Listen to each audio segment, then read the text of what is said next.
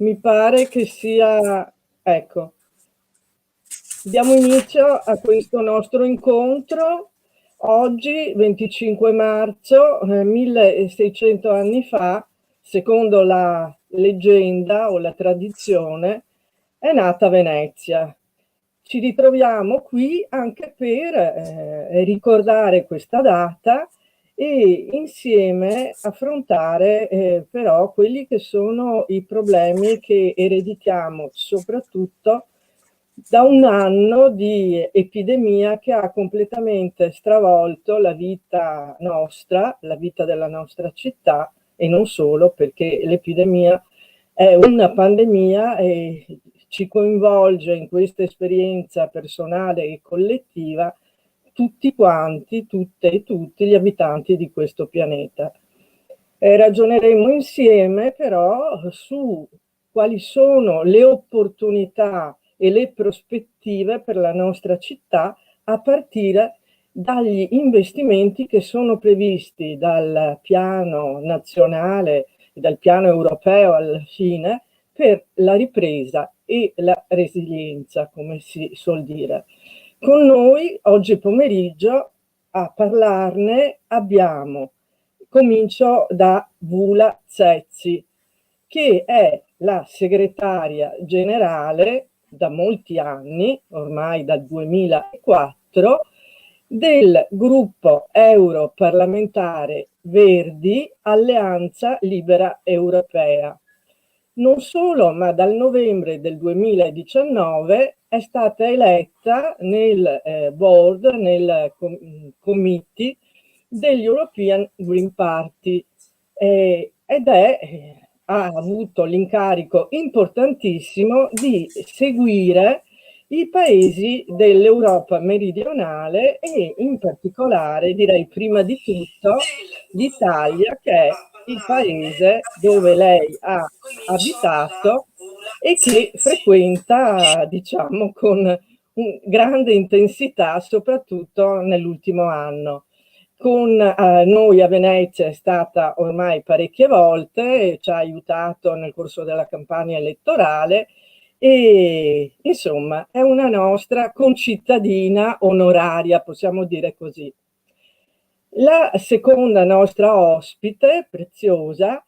è Eleonora Evi, europarlamentare, fa parte anche lei del gruppo Verdi Alleanza Libera Europea, è al suo secondo mandato, prima è stata eletta con i 5 Stelle, il Movimento dei 5 Stelle, ed ha numerosi diciamo, ruoli all'interno dell'Europarlamento, perché è membro della Commissione Ambiente e Sanità Pubblica, Sicurezza Alimentare, fa parte della Commissione per le petizioni, è membro della Commissione Industria, Ricerca ed Energia, fa parte della commissione che secondo me è veramente molto molto importante, la commissione d'inchiesta sul trasporto di animali vivi, è vicepresidente dell'intergruppo sul benessere animale, insomma anche il suo ruolo come diciamo rispetto al benessere animale è molto importante e su questo lavoreremo sicuramente assieme. La terza ospite, ovviamente non ultima di importanza, è Cristina Guarda, la nostra consigliera regionale eletta il 21 settembre giusto, del 2020 nel Consiglio regionale come rappresentante di Europa Verde. È imprenditrice agricola, è anche una donna impegnata sul proprio territorio della provincia, lei è originaria di Lonigo, in provincia di Vicenza, e mi piace sottolineare soprattutto la battaglia che la contraddistingue a livello non soltanto locale ma nazionale, accanto alle mamme contro i PFAS, questi inquinanti terribili che hanno veramente diciamo che hanno avuto una influenza terribile sulla vita quotidiana sulla salute della popolazione di parte importante del Veneto. Poi con noi Gianfranco Bettin, verde e ecologista storico, scrittore, sociologo e consigliere, attualmente consigliere comunale per la lista verde progressista. Egli è stato assessore all'ambiente del Comune di Venezia e ha segnato diciamo anche moltissimo le politiche ambientali e non solo, ricordo anche le politiche sociali che assieme a Massimo Cacciari rifondò in questa nostra città, ed è stato consigliere regionale, parlamentare, insomma non diciamo tutte le qualifiche di Gianfranco Bettin. Franca Marcomin, che assieme a Gianfranco Bettin è co-portavoce dei Verdi metropolitani veneziani, e dei Verdi metropolitani veneziani. Oggi insieme affronteremo, ci diamo un'ora abbondante, insomma, con una certa elasticità di tempo, per affrontare i problemi di Venezia, che sono cruciali e sono anche paradigmatici, diciamo, della contemporaneità, e delle possibili soluzioni a fronte di investimenti importanti, come dicevo all'inizio, rappresentati dal Recovery Fund, che ovviamente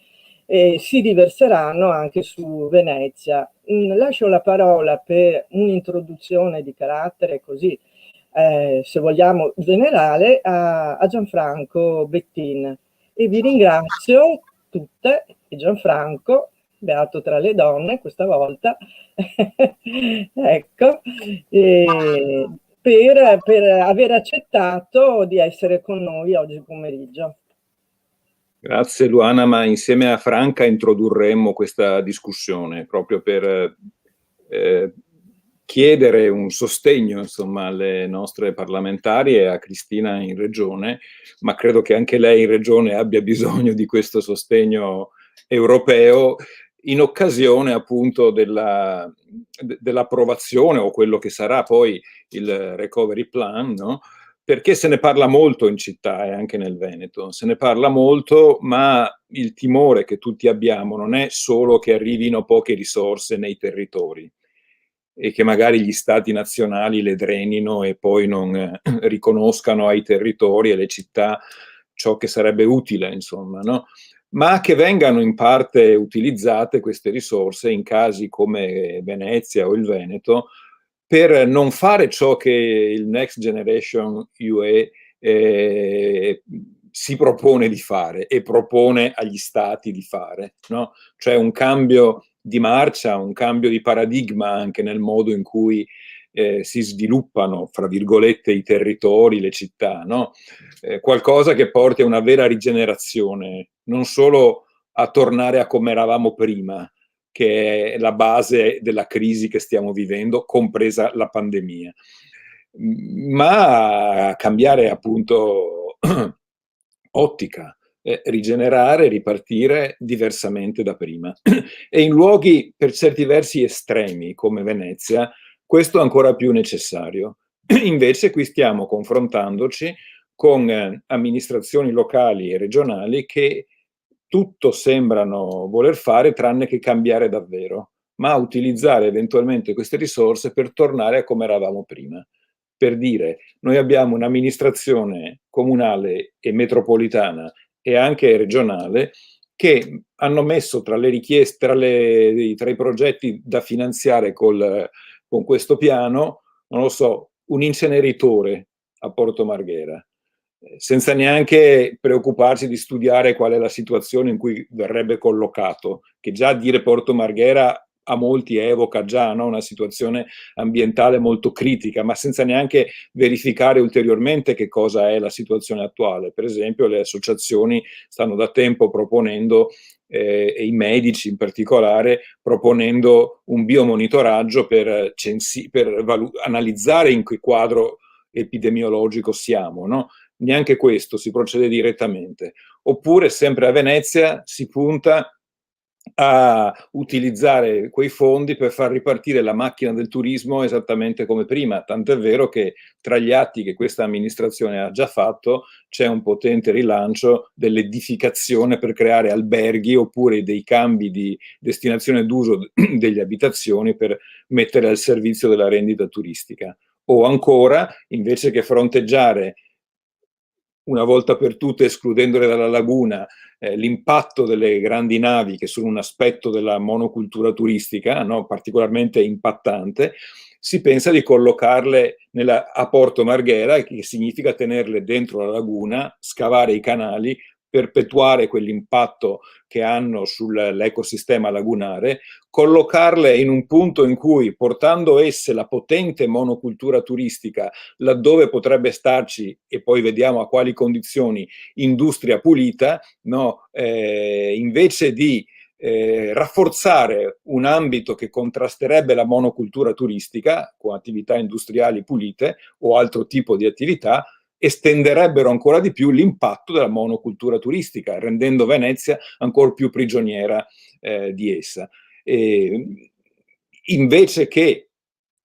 ragionare su quanto col recovery plan potremmo, per esempio, sbloccare una situazione che vede grandi aree disponibili nella zona industriale e portuale che potrebbero essere bonificate e rigenerate e che invece vengono lasciate lì alla mercé di chi prima o poi probabilmente vorrà farne ulteriore terreno per speculazione edilizia o per estendere ulteriormente la monocultura turistica. Invece è una realtà attrezzata che potrebbe a certe condizioni creare nuovo tipo di lavoro industriale pulito,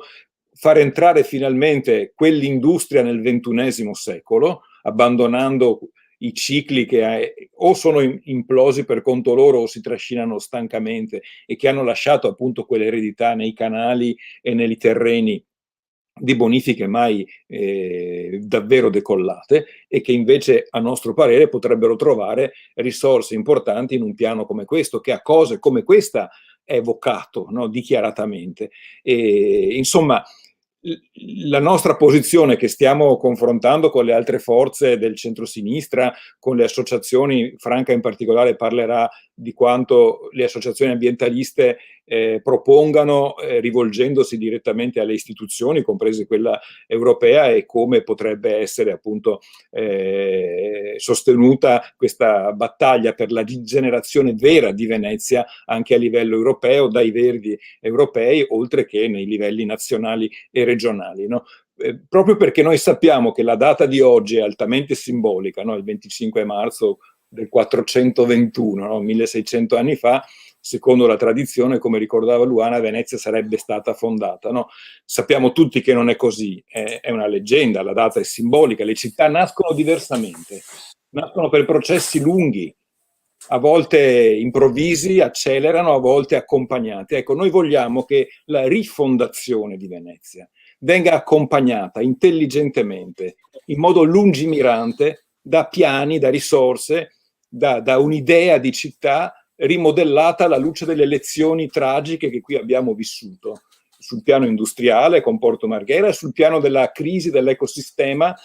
dentro cui Venezia è costruita, no? Con sapienza che millenaria, più che millenaria, ma che è saltata nel corso dell'ultimo secolo, perché è stata travolta dalle manomissioni, da intromissioni pesantissime, no? E quindi pensiamo che questo processo, che a suo tempo ha portato lentamente alla formazione di questa città straordinaria, prosegua rigenerandola. E questo potrebbe essere uno strumento importante. Su questo hanno detto delle cose le associazioni ambientaliste e giro a Franca la parola per completare questa introduzione. Franca, ci senti? Franca? Franca? Franca?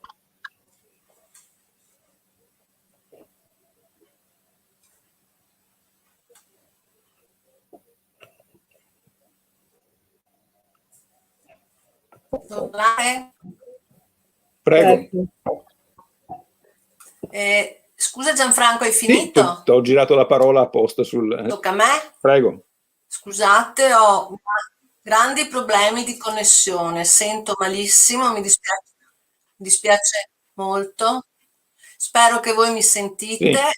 e, Sì, ti e che non sentiamo, cada la connessione durante. non preoccuparti Vabbè, ho casomai. sentito a pezzi Luana che appunto ricordava che oggi è questo anniversario dei 1600 anni di Venezia ed è proprio una data giusta per fare questo incontro. Saluto tutti e tutte quelle che ci ascoltano, ringrazio le nostre ospiti di Europa Verde Europea. Ecco, volevo dirvi brevemente, mi sentite, vero? Fate sì. Volevo dirvi brevemente che noi come Europa Verde Metropolitana, cioè una delle articolazioni di Europa Verde a livello regionale, stiamo preparando proprio un documento di proposte per i recovery plan che faremo pervenire come Europa Verde sia a livello nazionale, canali nazionali e canali europei, di cui uno è questo, perché dobbiamo bypassare questo comune, come credo abbia detto Gianfranco, che appunto non ho sentito, perché il comune è completamente impermeabile alle proposte della minoranza, noi facciamo parte della minoranza come Verdi Progressisti. Ecco, questa oggi è un'importante occasione per portare all'attenzione una parte di queste proposte che noi vogliamo fare. Allora, molti passaggi riguardano Venezia e la sua laguna di questo documento. Allora, secondo noi, uno dei punti è l'estrema necessità di opere per il recupero morfologico della laguna, in particolare la centro-meridionale, cioè attorno ai canali dei Petroli, che soffre di una marcata erosione e demolizione delle strutture lagunari, cioè le velme, le barene, i fondali. Questo recupero morfologico, oltre che in sé, rappresenterebbe una delle misure, le misure di adattamento anche ai cambiamenti climatici, perché il MOSE sappiamo che non basterà per contrastare l'innalzamento delle acque. Quindi la città rischia di diventare sempre più un braccio di mare se non si fanno questi lavori, perché ha profondità sempre maggiori dei fondali e l'abbiamo visto con gli eventi delle acque, delle alluvioni dell'acqua, l'ultima, l'acqua granda del novembre del 2019. E sono interventi che andranno anche a contrastare il moto ondoso, uno dei problemi forti di Venezia. Inoltre per noi è importante sostenere la costruzione del porto offshore per estromettere una volta per tutte le grandi navi dalla laguna. Un'altra proposta è costruire un progetto di valorizzazione, conservazione ambientale e paesaggistica di aree del Lido e di Pellestrina, tra cui le dune degli Alberoni, che mi sembra sia stato anche un oggetto di un intervento di una parlamentare di Europa Verde, credo proprio Evi, ecco, non mi ricordo, c'è stato un intervento sulle dune degli Alberoni, ma anche tutta quell'area, perché l'Europa aveva dato un'infrazione all'Italia 15 anni fa, perché provvedesse a risarcire i danni prodotti dal MOSE, dalla costruzione del MOSE verso queste aree, ma non è stato fatto niente. Quindi noi dobbiamo, anche attraverso i fondi del ricovero plan, agire su questi territori. Poi abbiamo in questo documento, faremo delle proposte anche sulla terraferma veneziana, per rilanciare il Bosco di Mestre con il suo raddoppio, con il raddoppio dell'attuale superficie, ma anche per sviluppare il Parco del Marzenego, favorendo la biodiversità, la presenza della fauna, per creare aree oasi protette, tra cui quella della Barena di Campalto, e poi abbiamo proposte anche per la città metropolitana di Venezia, in collegamento anche con Treviso e altre province, per il completamento del sistema ferroviario metropolitano regionale per favorire una mobilità sostenibile. Naturalmente stiamo lavorando con le associazioni ambientaliste del territorio, quali Italia Nostra, WWF, ma molte altre, che hanno anche loro prodotto dei documenti e delle proposte. Ecco, per chiudere, finisco proprio, volevo leggervi uno dei passi del documento di Italia Nostra, del WWF, eccetera, mi sembra molto significativo in questa occasione. Venezia è, per la sua storia e la sua conformazione fisica, al centro delle grandi questioni ambientali e sociali della nostra epoca. La città è pronta per la formulazione e la messa in opera di una strategia di ampio respiro, in grado di generare un profondo cambiamento nell'uso delle risorse naturali e nei modi di produzione. Per la sua valenza simbolica, Venezia essa può rappresentare un laboratorio internazionale per la costruzione di un nuovo e positivo rapporto tra economia, ambiente, società, cultura e memoria. Venezia poi deve diventare un esempio per le città italiane ed europee del futuro. Se da una parte degli investimenti pubblici del piano di ripresa e resilienza sarà orientata verso un grande progetto europeo per Venezia e gestita secondo le migliori pratiche e indicazioni europee, l'impatto sul patrimonio naturale della laguna e sulle imprese, sulla vita degli abitanti sarà di tale dimensione da costituire un fatto di straordinaria importanza per l'Europa e il mondo. Ecco, mi è piaciuto questo pezzo perché parla di Venezia come capitale green d'Europa, ma sappiamo che Venezia è anche sotto i riflettori di tutto il mondo e credo che oggi siamo proprio qui per questo, per la nostra città. Grazie. Grazie Franca Marcomin. Adesso do la parola a Vula Cecci, che conosce molto bene la nostra città, ha studiato, ha vissuto a Venezia e quindi abbiamo fatto anche parecchi incontri entrando nel merito, direi quasi nel dettaglio, anche con Eleonora Evi. E quindi io considero questo incontro una delle tante puntate e di altri e più profondi scambi, perché la città ha davvero bisogno che ci sia l'impegno a livello nazionale, e adesso abbiamo la componente verde anche in Parlamento, presieduta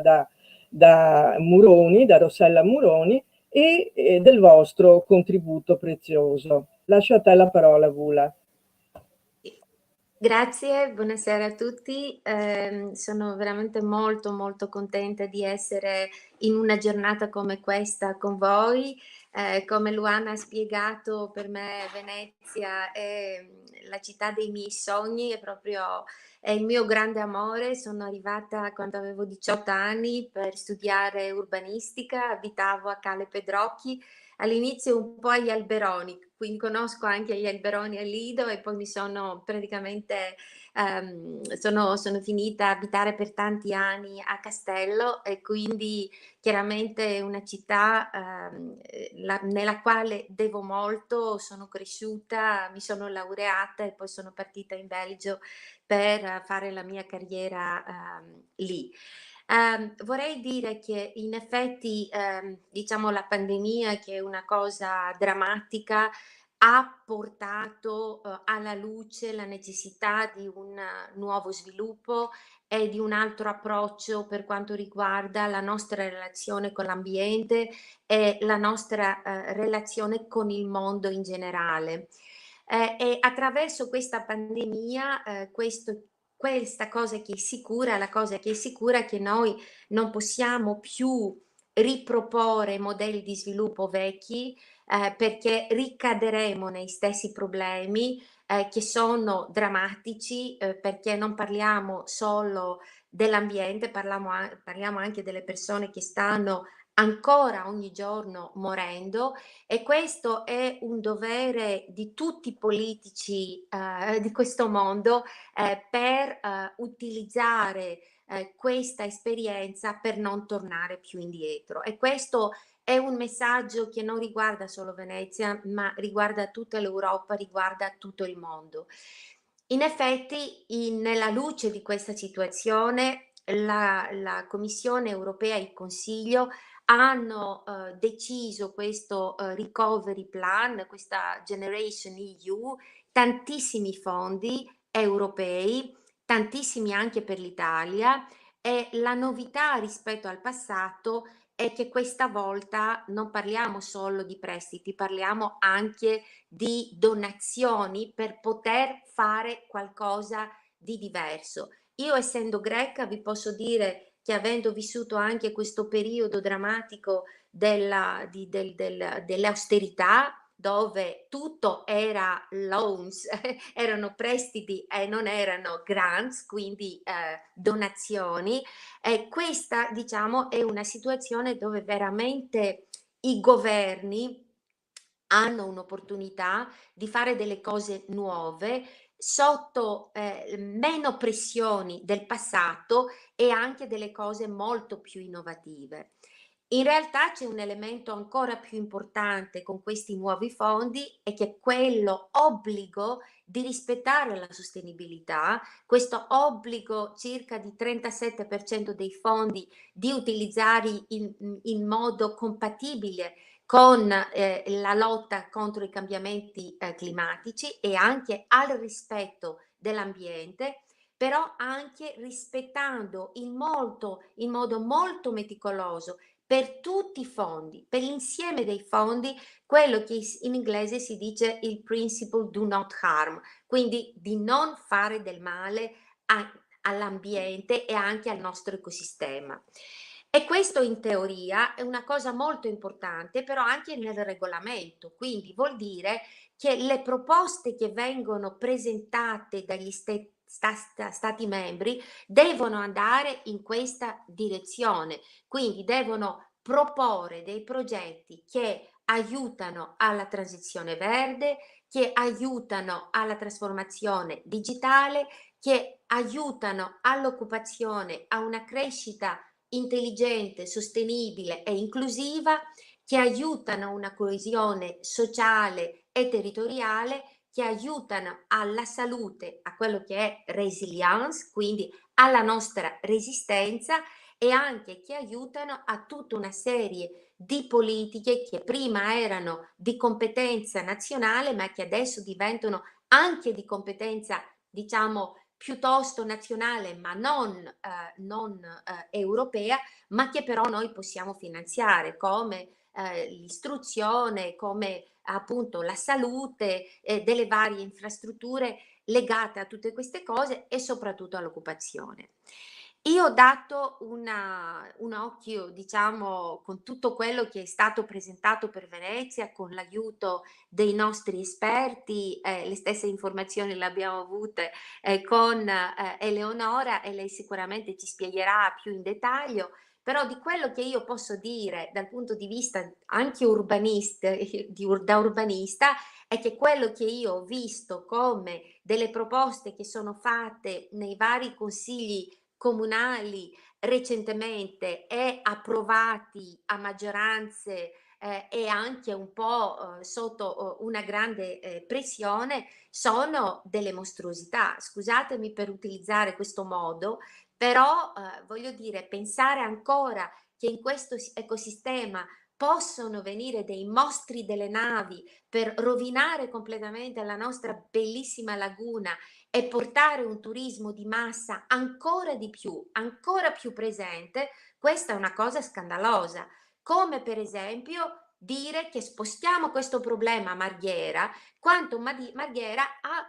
completamente un altro bisogno di sviluppo, ha bisogno di essere risanata, ha bisogno di avere una, diciamo, industria completamente modernizzata, ha bisogno di respiro in quest'area che non si respira, in quest'area che veramente inquina, però che è anche molto pericolosa per quanto riguarda i suoi cittadini. Quindi spostare, pensare delle infrastrutture portuali a Marghera, oppure degli stadi perché il sindaco ha deciso che era la sua priorità, oppure tante altre cose che ho visto nella proposta,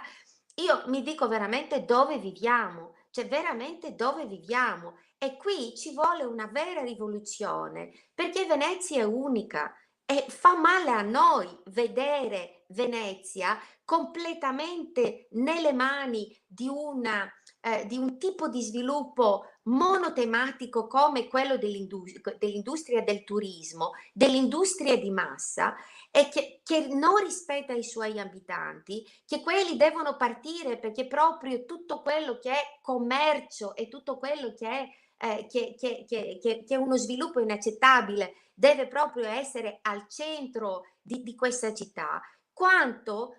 va proposto un modello di sviluppo completamente rivisto e completamente nuovo, che punta sulla qualità, che punta sul rispetto dell'ambiente, che punta sui cittadini, che punta sulla cultura, la vera cultura e non la cultura del commercio, e che dà una vita in questo gioiello che ne ha bisogno, perché ne ha bisogno di mantenere la sua popolazione, di mantenere i giovani, di poter offrire tante possibilità e di poter ritornare in questo centro che è la dimensione culturale. Quindi, cosa possiamo praticamente fare in questa situazione? Perché non bisogna, diciamo, nasconderci che le maggioranze in questo paese sono diverse, che portano anche a queste mostruosità, perché c'è pochissima preoccupazione per l'ambiente, che in realtà poi l'ambiente, come dicevo e dico molto spesso da greca, non è solo una questione ecologica, è una questione economica, perché noi stiamo pagando molto, in modo molto caro, tutto quello che porta la distruzione dei cambiamenti climatici, che tutto quello che porta la distruzione del nostro ecosistema. Quindi quello che io vorrei dire di concreto è che noi dobbiamo fare tutto perché questi piani vengano rimessi in discussione. Come?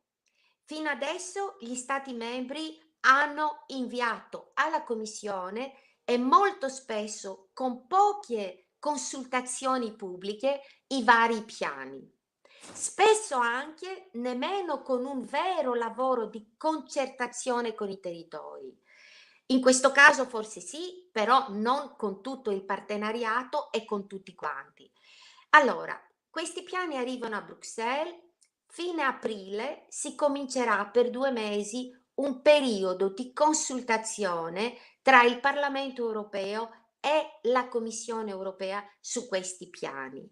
Noi, con il vostro aiuto, e abbiamo già identificati i progetti dove metteremo in questione, dobbiamo chiedere alla Commissione di fare un impatto ambientale, di verificare se tutto questo va nella buona direzione, sulla sostenibilità, sulla protezione del clima, sull'occupazione, su proprio come mantenere questo ecosistema vivo e non ucciderlo. Quindi questa sarà la fase della battaglia dove noi dobbiamo identificare insieme con voi, e sono sicura che con l'aiuto di Eleonora noi possiamo fare questo lavoro anche a livello delle commissioni parlamentari, al di là di quello che posso fare io come segretaria generale o al partito, di proprio portare l'attenzione su una serie di questioni, però il vero lavoro sono i deputati che lo fanno, è Eleonora che lo farà, per poter chiedere alla Commissione europea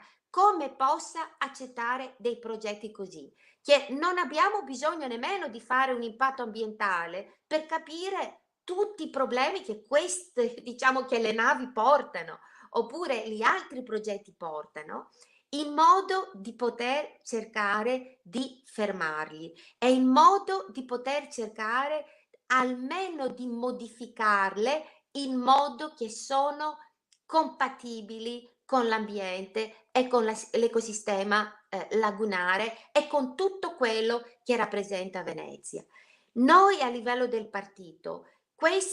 dopo questi 2 mesi di consultazione, abbiamo deciso che seguiremo questo processo fino alla fine del processo, anche con un gruppo di lavoro che si sarà fatto al Parlamento europeo, ma anche in coordinazione con il partito, per poter insieme ai Verdi a voi, però anche ai verdi di tutta l'Europa, identificare che tipo di progetti promuovere e che tipo di progetti denunciare, perché questo processo non è one shot call, non è che questo progetto finisce, loro li hanno praticamente depositati e la battaglia è finita. No, perché prima deve andare dal Parlamento, dopo devono essere approvati dal Consiglio, dopo devono presentare altri progetti, ci sarà un monitoring permanente. Quindi io penso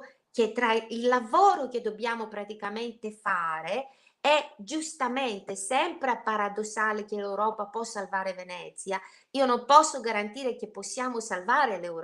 Venezia, però dobbiamo fare di tutto per poter portare l'attenzione in un tesoro che, permettetemi di dire, non è solo veneziano, perché Venezia appartiene a voi prima di tutto, però appartiene a tutto il mondo e quindi bisogna fare tutto perché questo appello e queste proposte scandalose possono essere riviste. E per finire vi posso dire che io, da parte mia, con tutto l'amore che porto per questa città, per questa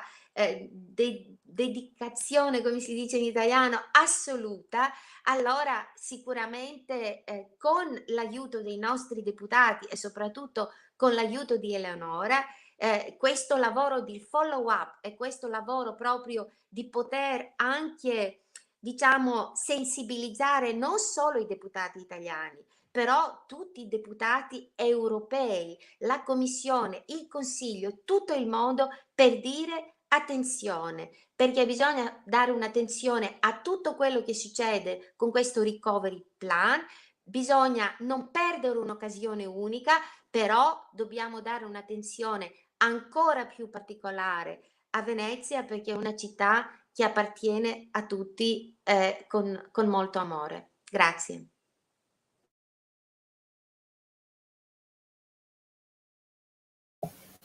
Grazie Vula,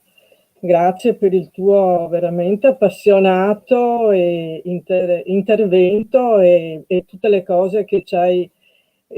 detto, spiegato anche. Abbiamo capito quindi che questa volta si tratta davvero di vincere una scommessa che è la scommessa della vita. E abbiamo come Verdi la possibilità di tenere insieme il livello europeo in modo estremamente pratico con le proposte ambientaliste dei Verdi a livello delle singole città come la nostra. È importante quindi confrontarci più precisamente sui progetti che presenteremo, che saranno presentati, che noi vogliamo assolutamente che vengano respinti, come appunto diceva bene Vula prima. Lascerei la parola adesso a Eleonora Evi che ha già presentato un'interrogazione facendo propria l'indicazione delle associazioni ambientaliste e dei verdi veneziani, e lascio a te la parola. Grazie. Chiudete il microfono perché sento un rimbombo. Come appunto diceva bene. Non so se mi sentite? Sì. Bene, buonasera a tutti, grazie Luana e grazie a tutti per gli interventi che avete fatto. Io inizio dicendo una cosa: spero che questo anniversario, questa data così importante nei 1600 anni dalla fondazione di Venezia, domani sarà ricordato dai ministri europei dell'ambiente che si troveranno per discutere della legge europea sul clima e in realtà non i ministri, ma domani si terrà un'ennesima riunione del tavolo negoziale tra Parlamento europeo, Consiglio e Commissione, quindi il cosiddetto trilogo, per avanzare sui negoziati sulla legge europea sul clima. Perché parto da qui perché è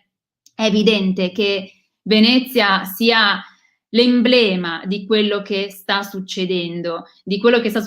proprio in termini di crisi climatica e di sconvolgimento del clima e degli impatti, degli effetti che questo sconvolgimento sta avendo su le nostre città, sulla popolazione, sugli ecosistemi, e in particolare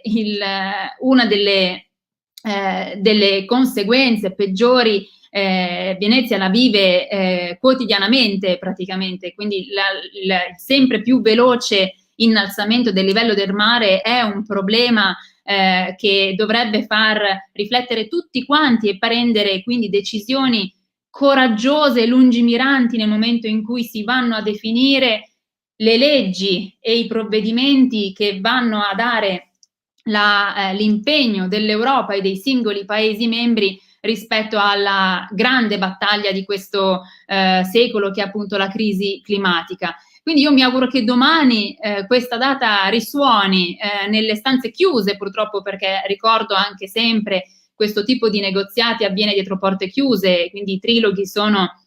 ancora oggi portati avanti in maniera appunto del tutto segretata, e quindi dietro porte chiuse purtroppo non sempre prevale l'interesse pubblico, ma io mi auguro che i numerosissimi campanelli di allarme che sono suonati fino ad oggi, soprattutto dalla scienza, possano finalmente far capire agli Stati membri e alla Commissione europea che su questa partita, sulla definizione della legge europea sul clima,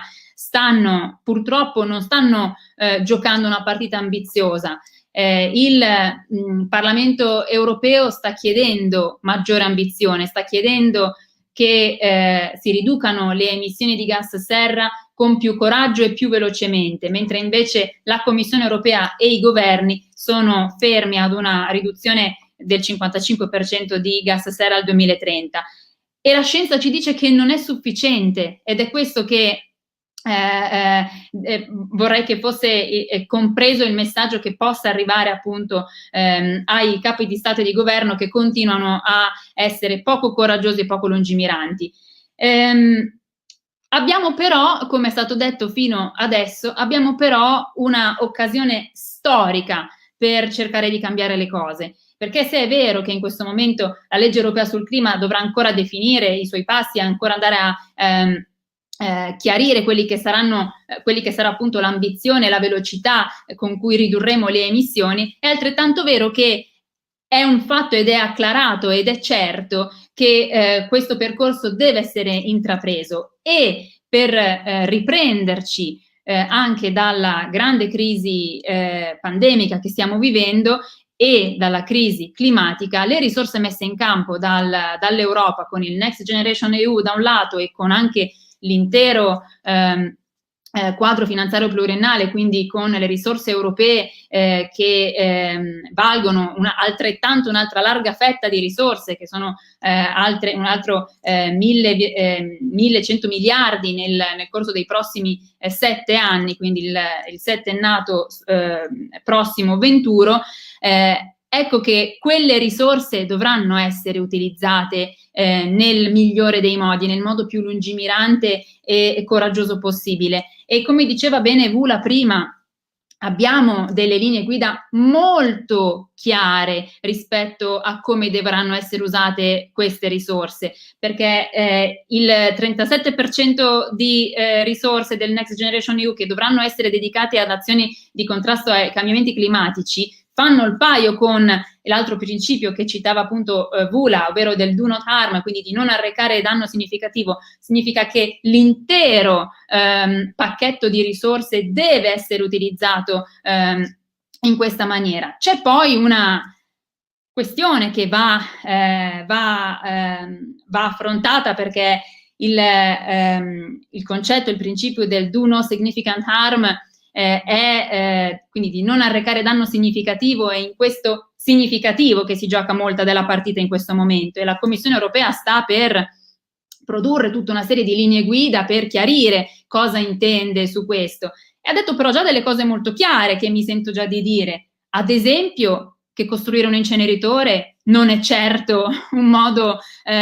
corretto di usare i fondi europei, i soldi pubblici dei cittadini europei, e sta anche dicendo qualcosa in più, sta dicendo anche che nell'ambito della definizione del regolamento sulla tassonomia, che va proprio a definire che cosa significa un investimento sostenibile, quindi che cosa è realmente un investimento sostenibile, anche in questo caso la Commissione europea sta dando delle linee guida molto precise. Investire in inceneritori, in un inceneritore di rifiuti non è un investimento sostenibile. Ecco che quindi, insomma, dall'Europa arrivano dei segnali importanti, dei segnali forti che saranno importantissimi da seguire nella stesura di questi piani, dei piani soprattutto del piano nostro italiano di ripresa e resilienza. Mi sento anche di dire che un palazzetto dello sport non possa rientrare tra quegli investimenti utili ad affrontare la crisi sanitaria da un lato, climatica dall'altro ed economica in corso. È evidente che sono altri i progetti che dovrebbero essere sostenuti.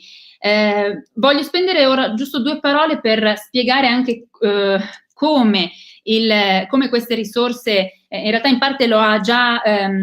detto Vula, ma il Parlamento europeo ha tentato di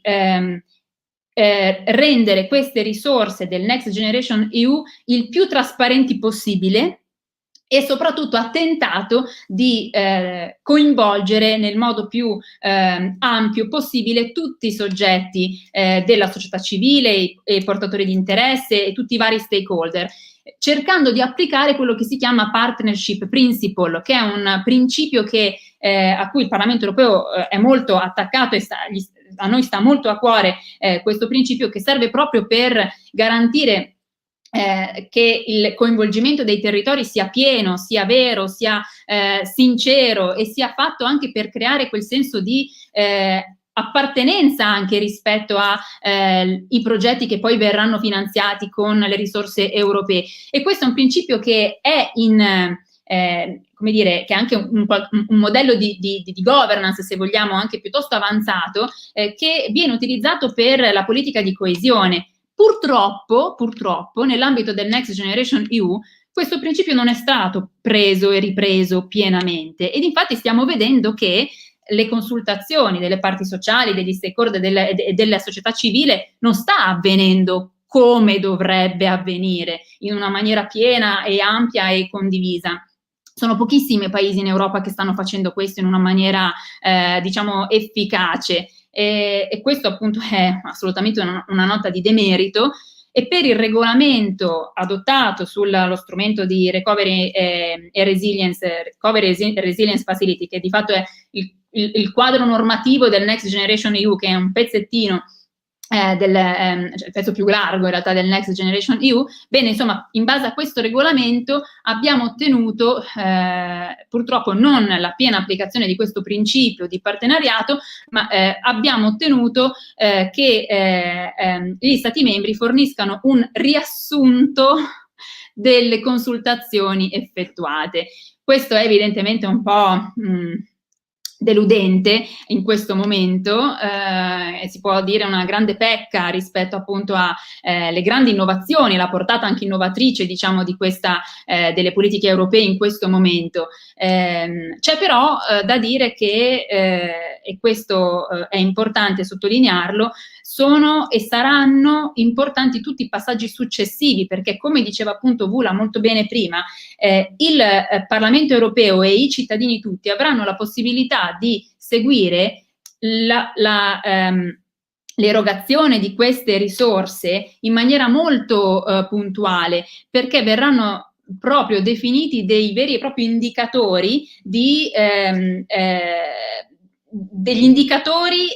degli scoreboard, quindi praticamente degli indicatori per valutare i singoli capitoli, i 6 pilastri che compongono, insomma, le linee guida del Next Generation EU, quindi per la transizione ecologica, per il digitale, per l'inclusione sociale. Per tutti i vari capitoli vi saranno dei veri e propri indicatori che andranno a monitorare l'utilizzo delle risorse per ciascuno Stato membro. Questo è qualcosa di molto importante che dovrebbe garantire quella trasparenza assolutamente necessaria appunto nell'uso di risorse così importanti. Quindi questo per dare insomma un po' la dimensione della situazione attuale, degli strumenti che avremo a disposizione, quindi della possibilità di intervenire anche per aggiustare il tiro, perché io temo che sarà necessario aggiustare il tiro rispetto appunto ai piani nazionali, e per cercare di prevenire questo aggiustamento in corsa stiamo già cercando di lavorare, quindi abbiamo anche su suggerimento di Luana, di Vula, abbiamo fatto circolare già un appello al Presidente Draghi, che sta raccogliendo sostegno in Parlamento europeo in maniera anche trasversale, devo dire, ovviamente da molti deputati europei del gruppo dei Verdi che hanno aderito con entusiasmo a questo appello, ma che sta appunto, io mi auguro potrà ricevere il maggior sostegno possibile da parte di eurodeputati anche appunto di altri paesi europei e in maniera trasversale di più gruppi politici, proprio per dare un segnale chiaro, forte, come si diceva prima e come diceva anche prima Franca, citando parte dell'appello appunto, Venezia deve proprio essere un laboratorio internazionale per trovare quelle soluzioni alla grande crisi che stiamo vivendo in questo momento e fornire così delle soluzioni, delle risposte per una progettualità del futuro che metta finalmente in equilibrio la vita nelle nostre città e mantenga appunto quell'equilibrio tra economia, ambiente, natura e società. Io credo che Venezia ha davvero questo compito e la politica deve dare delle risposte. Dal Parlamento europeo noi come Verdi europei facciamo e faremo di tutto per ottenere questo obiettivo. Grazie Eleonora, grazie di cuore. Adesso do la parola a Cristina Guarda, la quale si è già confrontata, anzi si è già scontrata con la proposta di utilizzo di questi fondi a livello di regione e ha presentato una risoluzione che ovviamente è stata bocciata, ma molto significativa per definire la posizione di Europa Verde rispetto invece a quella della nostra regione, che prevede di utilizzare questi fondi per fare infrastrutture, strade, addirittura tunnel sotto le Dolomiti e quant'altro. Quindi a te la parola e grazie per essere con noi, Cristina Guarda. Anzi, grazie mille a voi di aver organizzato questo incontro, perché in realtà mi avete proprio dato un'occasione di speranza e di fiducia. Davvero grazie Luana, grazie Gianfranco, grazie Franca e grazie davvero Vula e Eleonora, è stato davvero un piacere ascoltarvi. Eleonora, io ti ringrazio per aver dato anche questa immagine molto tecnica di come la Commissione sta lavorando rispetto all'utilizzo dei fondi, perché adesso ti spiego e ti racconto il perché io ero fortemente preoccupata, così come gli amici di Europa Verde del Veneto. Il Veneto è una regione che è stata una delle poche, penso forse l'unica regione, che ha discusso in Consiglio regionale, perché abbiamo chiesto come opposizione di farlo, un piano regionale di ripresa e resilienza. Questo perché? Perché nel dicembre del 2020 la giunta regionale, un po' per cercare di far vedere che era, come dire, un po' super potenziata in questo lavoro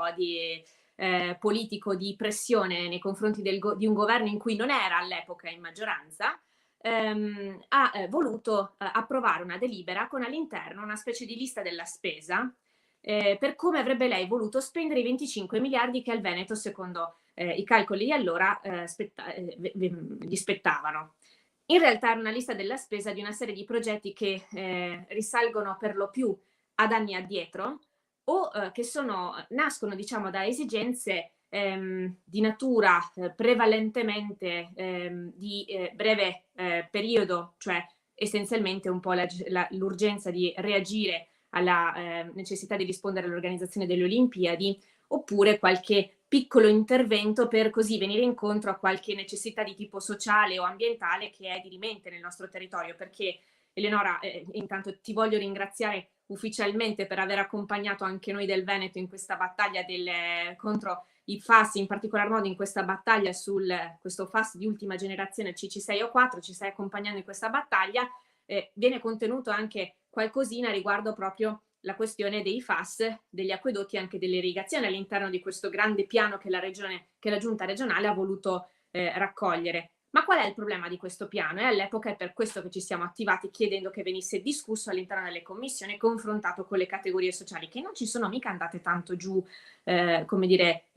alla leggera. Anzi, categorie che di solito sono anche abbastanza accomodanti con forze politiche di centrodestra, sono state molto dure nei confronti della maggioranza, dicendo che evidentemente non c'era un senso logico di proiezione verso il futuro, anche di proiezione verso le iniziative che le imprese in questi anni hanno attivato, e raccontando quello che era un'idea anche nei confronti del sociale, del welfare per il Veneto, che non corrispondeva all'interno del progetto del piano regionale di ripresa e resilienza.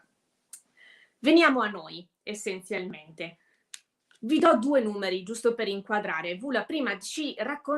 dicevi di alcune percentuali che sono significative, che sono indicative rispetto a quello che l'Europa ci dice a noi stati come andare a investire i fondi che ci arriveranno dal Next Generation EU. Benissimo. Quel famoso 37% di risorse che devono essere investite per la transizione ecologica, io personalmente lo avrei attivato non soltanto in un'ottica nazionale, ma anche in un'ottica regionale, perché l'impatto che io devo avere, che l'Europa mi dice che deve avere all'interno di un territorio, deve essere un impatto che non è che deve essere in una percentuale maggiore al nord e in una percentuale inferiore al sud, deve essere all'interno di un territorio ben bilanciato. In Regione del Veneto non si arriva al 37%, la transizione ecologica riesce ad arrivare a malapena a un 27%, investendo maggiormente risorse per il contrasto ad un rischio idrogeologico che è vero, è un problema, lo è in tutta Italia, lo è naturalmente anche in Veneto, ma può essere una priorità politica naturalmente nella gestione anche di determinati fondi, ma è realmente la finalità prioritaria all'interno della gestione dei fondi Next Generation EU, oppure deve essere ben equiparato anche in una logica di rilancio, in una vera transizione ecologica ed impatto zero, dato che siamo una delle regioni che maggiormente contribuisce non soltanto di livello di emissioni e quindi anche di impatto di inquinamento dell'aria, di inquinamento dell'acqua, dei suoli, abbiamo un impoverimento del suolo che è drammatico. Io da imprenditrice agricola soffro questa conseguenza, no? E penso a quali impatto avrà per chi magari dopo di me prenderà in gestione i terreni che io ad oggi vado a coltivare. Il secondo obiettivo molto importante che l'Europa ci dava era quello della digitalizzazione e l'innovazione, che ci diceva raggiungete un 20%. Nel piano regionale di ripresa e resilienza il Veneto, la giunta regionale ha scelto di destinare a malapena un 14%. Una digitalizzazione e innovazione che sia per il mondo dell'impresa che anche per semplicemente gli utenti, i cittadini del Veneto, sarebbe prioritaria, proprio perché siamo una regione con una grande presenza imprenditoriale, una grande diffusa in un territorio molto molto spezzettato, fatto di piccole zone industriali, con un sistema di abitazione molto diffuso, che non è, come dire, concentrato semplicemente in grandi centri, dove c'è un digital divide proprio territoriale che è abnorme, dove la fibra e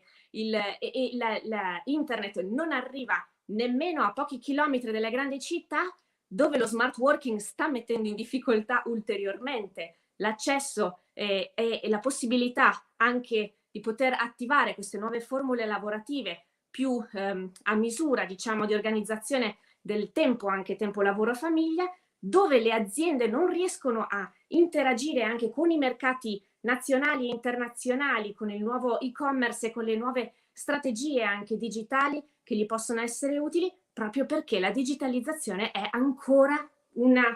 concetto sconosciuto in molte parti del nostro territorio, e tra l'altro appunto la fibra in particolar modo e la connessione risulta essere inadeguata. Alla luce di questo, il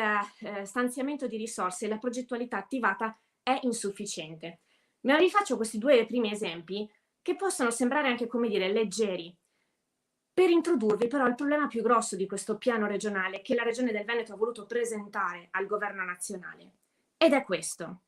se non si raggiungono queste percentuali per transizione ecologica e digitalizzazione,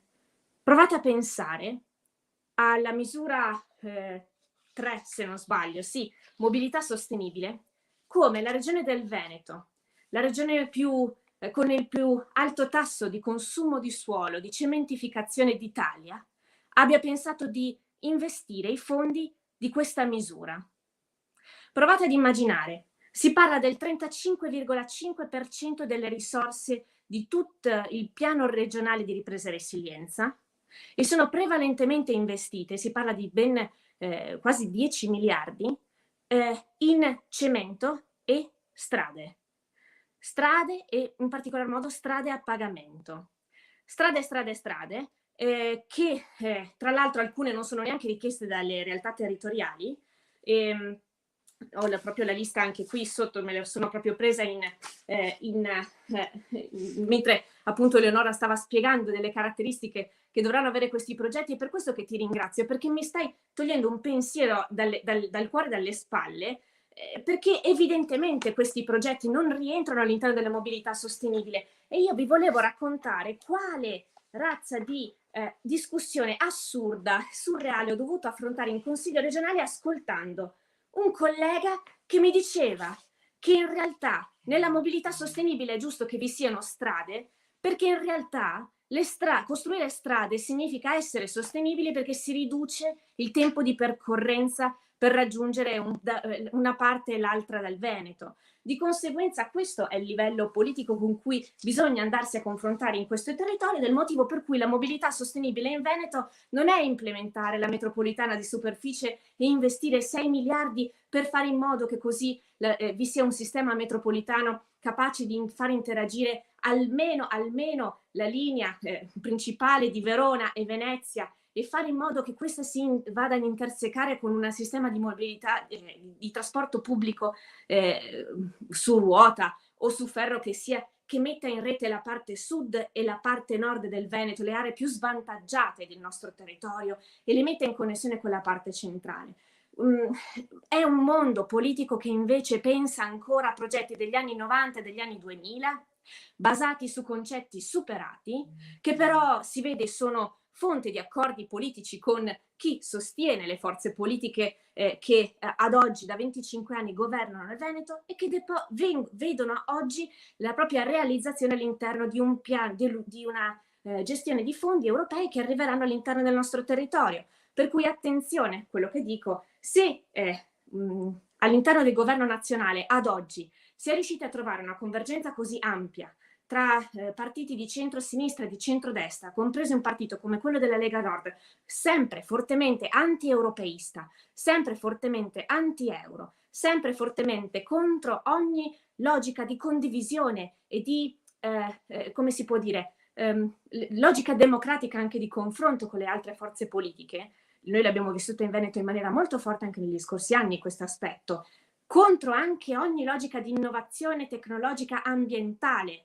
perché si diceva fino a pochi anni fa che ambiente e impresa erano incompatibili in Veneto. Ecco che di fronte a questa forza di governo che ad oggi si trova quindi a gestire anche quei fondi che sono destinati prevalentemente a una rivoluzione che dovrebbe essere una rivoluzione verde, perdonatemi, ma la mia preoccupazione è davvero forte e grande. E il pensiero che questa ricerca di una convergenza politica con forze politiche così diverse da loro sia stato fatto esclusivamente per riuscire quindi a poter compartecipare nella gestione di fondi così importanti, mi preoccupa fondamentalmente molto. E in Consiglio regionale, e qui vado a conclusione,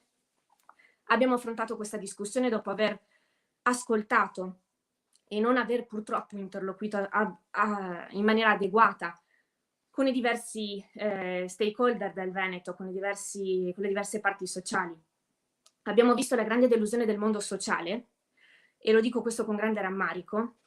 che si è visto banalmente un 3,3% delle risorse che la Giunta regionale ha pensato del Piano regionale di ripresa e resilienza destinate all'istruzione e alla ricerca, come se il Covid non avesse insegnato l'importanza della scuola, dell'istruzione e l'importanza della ricerca all'interno dell'evoluzione di un territorio che non è semplicemente fatto solo di capannone e lavoro, ma è fatto di capannoni, ricerca e lavoratori, professionisti, costruiti e realizzati attraverso un sistema scolastico e di formazione anche professionale forte, e solo un 4,6% delle risorse nell'inclusione sociale. Questa è stata la parte che maggiormente mi ha fatto soffrire, perché ho visto anche vanificare tutti quei progetti belli di welfare aziendale, anche per l'innovazione nella gestione del tempo lavoro-famiglia, che per me sono prioritari, e come esperienza politica li sto cercando di portare nel dialogo con i sindacati e anche con i rappresentanti di categoria del mondo delle imprese. Vedere vanificati questi sforzi anche di questi anni di sensibilizzazione delle parti di maggioranza con un semplice 4,6% rivolto a tutto, quindi dall'infanzia alla disabilità, dalla genitorialità al mondo degli anziani, delle case di riposo,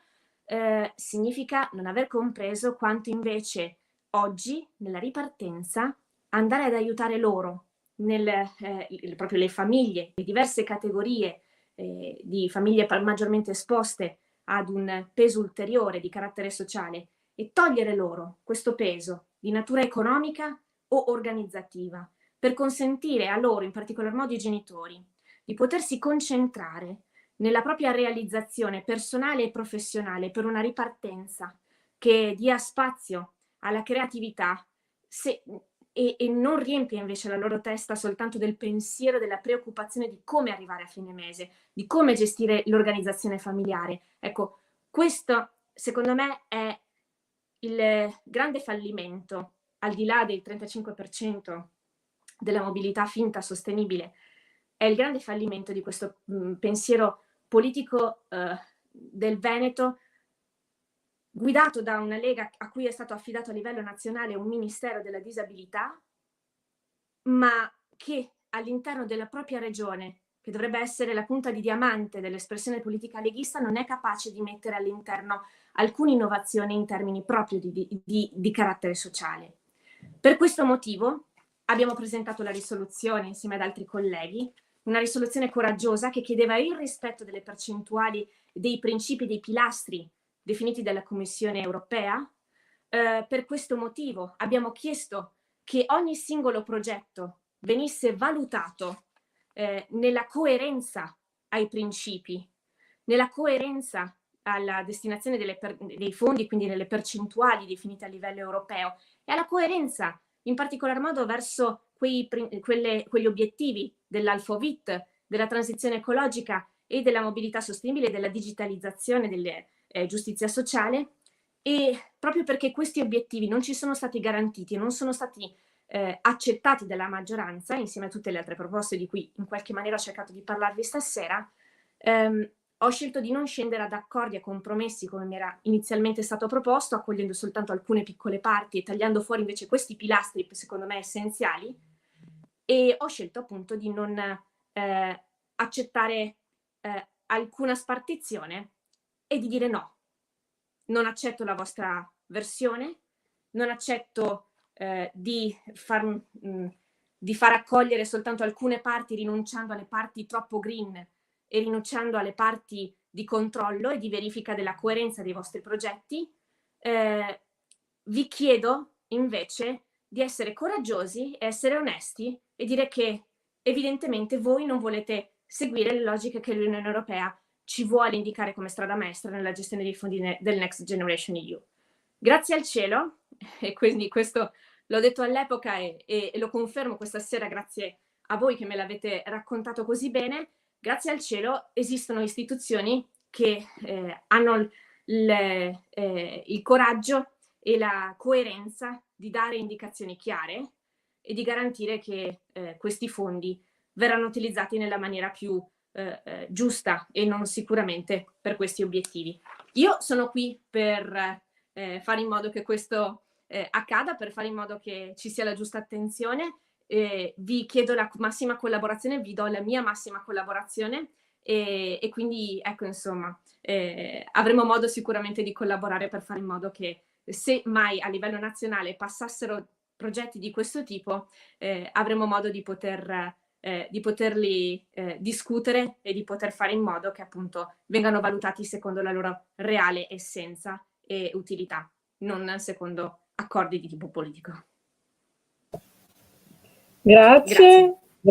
Cristina per la tua esauriente e approfondita relazione di quanto è accaduto in Consiglio regionale. Ti sei difesa bene, bravissima, e hai difeso le ragioni verdi e ambientaliste con grande coraggio e determinazione. Gianfranco Bettin ha chiesto di prendere la parola prima delle nostre conclusioni. Solo una cosa a proposito di quanto diceva Vula prima sulla necessità, e anche Eleonora Evi, che questi piani siano partecipati, discussi pubblicamente, nati da un confronto. È esattamente quello che non è accaduto a Venezia. Tra l'altro ricordo Venezia, il sindaco di Venezia è sindaco del comune di Venezia, ma anche della città metropolitana di Venezia, quindi parla a nome di entrambe. Prima in un messaggio Fabrizio Boscolo, caporale di Chioggia, ricordava la connessione tra Venezia e Chioggia nell'ambito della stessa laguna, no? Dello stesso ecosistema, ma anche per numerosi altri legami che hanno. E quindi il sindaco di Venezia ha mandato a Roma quelle che sarebbero, secondo lui, le necessità e le proposte della città comune e città metropolitana da poi trasferire in Europa, senza il minimo confronto. Se c'è stata una riunione di consiglio comunale è stato perché lo abbiamo costretto, avendo raccolto le firme, quindi a norma di regolamento è stato costretto, ma non ha nemmeno partecipato lui direttamente, ha lasciato la sua maggioranza respingere ogni proposta di costruzione unitaria e però orientata secondo i criteri europei della proposta veneziana. E quindi per noi è confortante che, come diceva prima Eleonora Evi, la battaglia non finisca lì, nelle chiusure locali miopi, come raccontava anche a proposito della regione Cristina Guarda adesso, no? Ma continui, proprio perché ci sono dei criteri che vanno rispettati e che non sono rispettati nelle proposte, alcune delle quali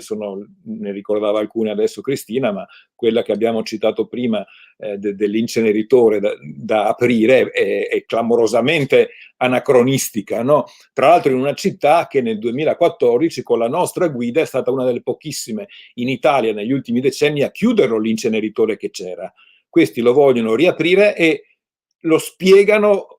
esattamente con argomenti opposti a quelli che Eleonora Evi ha prima sottolineato, per dire che non sono quelle le opere che vanno finanziate, e così altre cose. Quindi è per noi molto importante questo incontro, non solo per il messaggio di cooperazione ai diversi livelli che abbiamo, ma anche perché se le battaglie qui si possono perdere, in realtà continuano e avremo dei preziosi alleati altrove, nei luoghi in cui queste cose alla fine verranno decise, facendo pagare anche il fatto che chi pretende siano quelle le proposte non ha voluto accettare il confronto, né con altri punti di vista istituzionali, né soprattutto con altri punti di vista nella comunità, nella società, nelle città e nella regione. Posso dire qualcosa? Sì, Vula? Sì, grazie. Allora, perché ho sentito tutto questo, insomma, veramente tutto questo appello molto sofferto, perché in effetti il modo che le decisioni vengono prese purtroppo non è sempre il più democratico, e quindi Cristina hai ragione di dire che spesso è abbastanza complicato, perché tu ti confronti con la notizia che c'è qualcosa che capita di nuovo e che nuovi progetti saranno moderni, compatibili con l'ambiente, con la società e con tutto il resto, e vecchie amministrazioni con dei politici che sono praticamente old fashion e che non ci pensano nello stesso momento e nello stesso modo presentano altre cose. Io vorrei assicurarti che questa volta non penso che le cose passeranno così facilmente come prima,